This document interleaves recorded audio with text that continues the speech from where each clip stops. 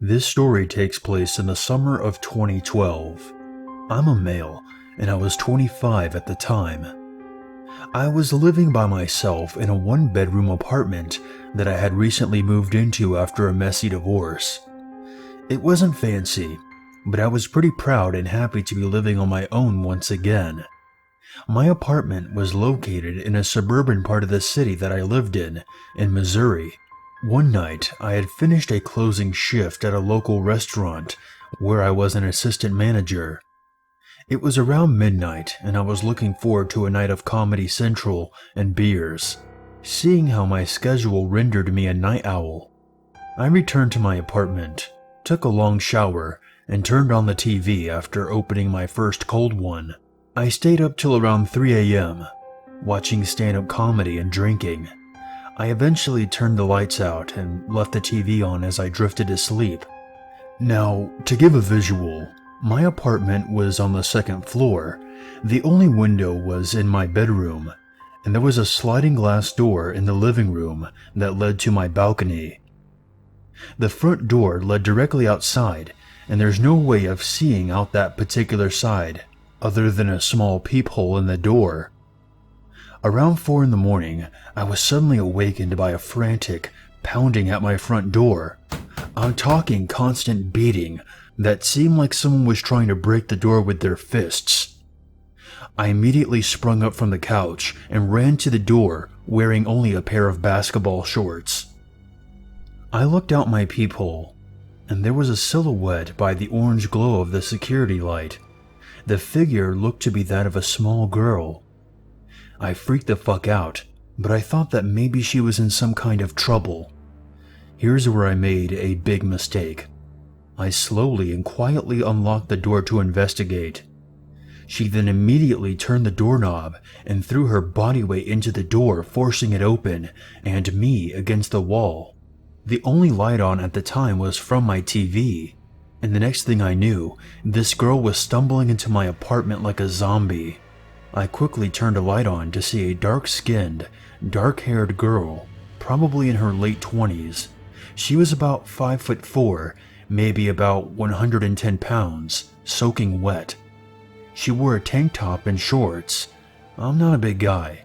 I'm around 5'10" and 155 pounds, but I arrogantly consider myself physically superior to her. She turned towards me, and her eyes were closed. I immediately grabbed her by the arm, saying, "What the hell are you doing? This is my place, and you need to leave." She replied, "I have to come in. I'm cold." Now, mind you, it's the middle of August, and well, not cold at all outside. After I got a hold of her arms, I was amazed at the strength that she had. I was trying to imagine what was going on with her. I managed to get around behind her and pin her arms back, and attempted to drag her out of my apartment. I was in no position to call the cops, seeing how my hands were full, and I had no idea where my phone was. As I began to drag her out, saying, "You need to leave now," she flung her head back into my face, bloodying my nose and lip. I maintained my composure and went outside to ask my neighbor for help. The only problem was that my nearest neighbor was directly across from me, and their door was wide open, and the other surrounding apartments were vacant. She remained in my apartment, just standing there, facing me with her eyes closed. She yelled, "Come in here."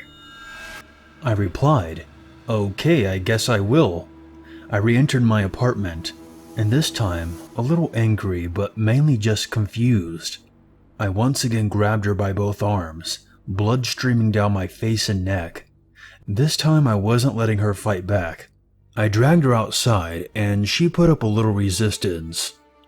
I took her inside the apartment across from me, believing this was where she lived. After all the other apartments around me are empty. There appeared to be a tall, skinny Caucasian man passed out on the floor. I called for him, and he just moaned.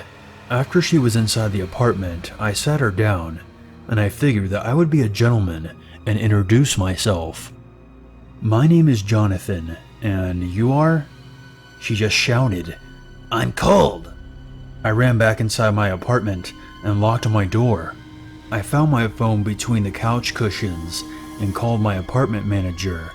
The manager lived in the complex and had given me his cell phone number in case of an emergency. After telling him what happened, he seemed just as shocked and angry as me, and he said that he would handle it. Next thing I knew, about 3 cops, an ambulance, and the fire department were lining my street, lighting up the whole block. The police knocked on my door and took my statement, while the apartment manager fixed me an ice pack for my busted face. I declined medical attention as well as pressing any charges, seeing how whoever this girl was, she was not of sound mind when she did this. The police told me that she was under the influence of alcohol and who knows what else. She ended up going to the hospital, and I never found out what happened with the man passed out on the floor. Naturally, I didn't sleep for the rest of that night, and all I can say is, crazy, druggy sleepwalker, let's not meet again.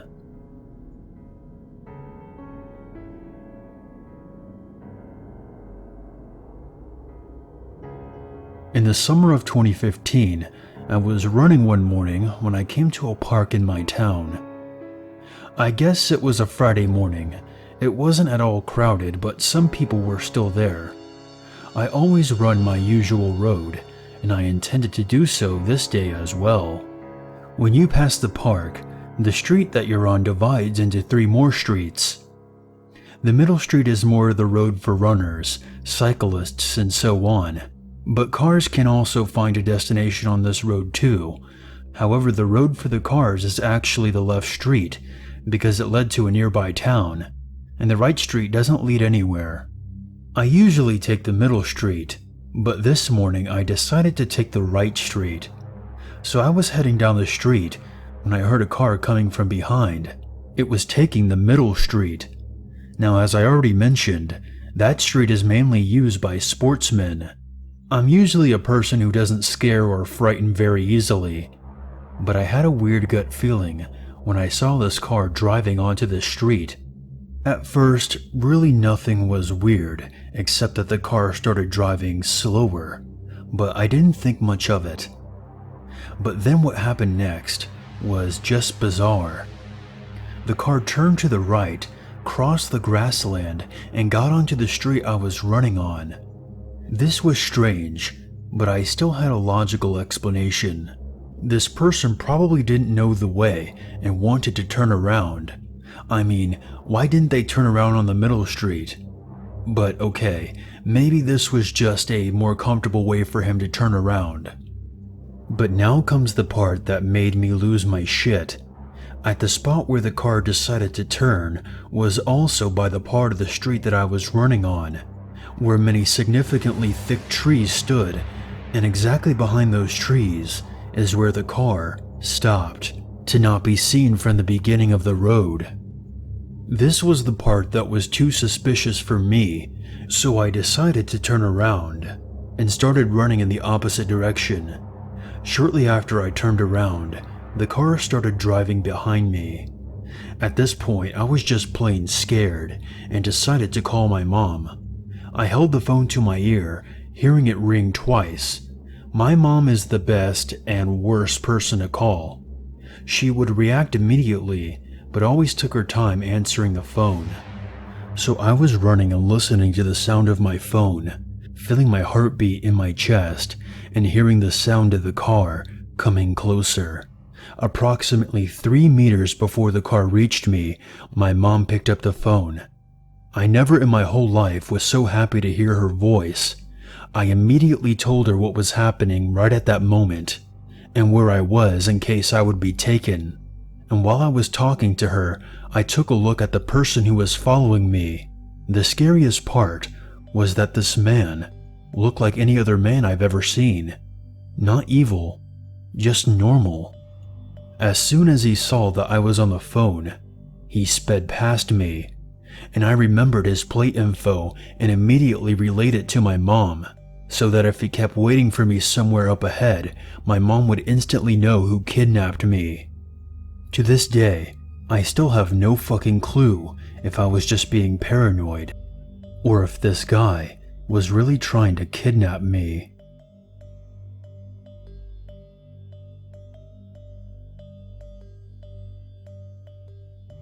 This happened in 2011. It was a cool summer night, and I was in 8th grade at the time. I was hanging out at one of my friend's house. There were 3 of us. We were going to pull an all-nighter, so we guzzled down some energy drinks. It was around 3 a.m. when one of my friends, we'll call him Alex, suggested that we sneak out into the woods. I thought he was crazy, but with all this energy, I agreed, and so did my other friend. We'll call him Andy.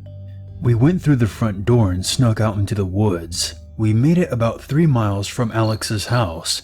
It was around 4 p.m. at this point, and we were hanging out in the woods just talking and cracking jokes and stuff while drinking soda. Not too far from where we were was an abandoned house. Alex was in the middle of telling a scary story, but in the middle of the story, we heard a door open from the abandoned house, and Andy told us to be quiet. We heard an unknown person's shoes step on the dead leaves. Then suddenly, it became dead quiet. No noise. No nothing.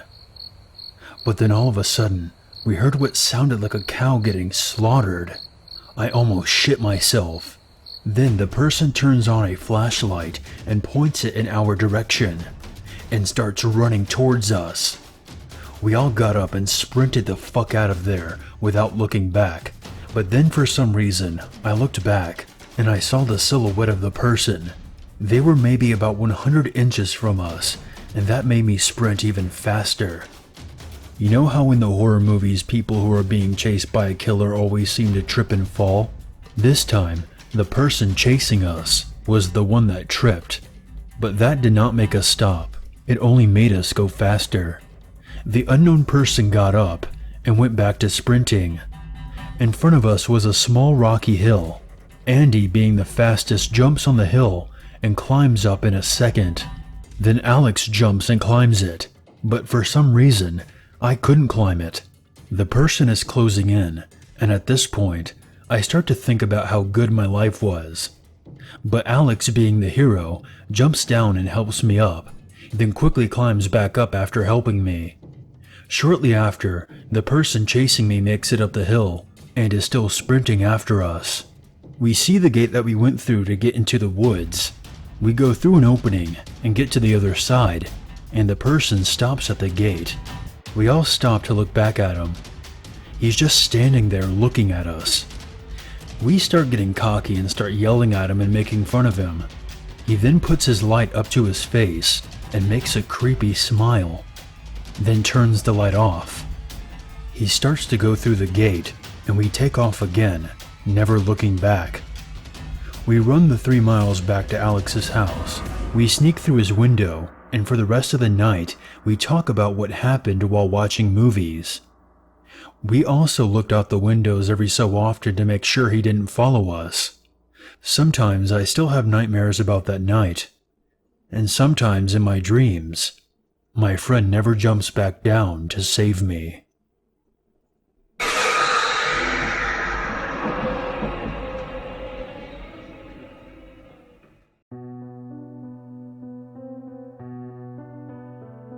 Hey guys, Unit 522 here, and I want to thank you very much for watching my video. I would appreciate it very much if you would share, like, and comment. And if you're new to this channel, become one with the Unity by hitting the subscribe button.